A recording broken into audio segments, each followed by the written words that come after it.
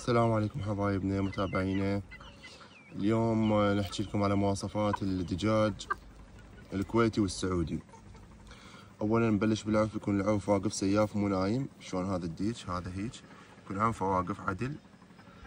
ثانيا وجهه يكون صغير، مو وجهه كبير مثل الديج العربي او الديج المضرب، يعني وجهه يكون صغير مثل ما تشوفون. هسه عندنا دجاج عراقيه. ثالثا يكون الذيل واقف فراشي مثل ما شفنا الدجاجة اليمة، هاي هيك واقف مفتوح، يعني ما يكون نازل الذيل او ما يكون نصبته غير نصبه، هيك تكون نصبه يسمونها فراشة. ويكون شوية أكبر من العادي، يعني يكون شوية حجمه أكبر. هذا الديج بعد عمره 6 أشهر، بعده صغير، هسه هو قامين يعني.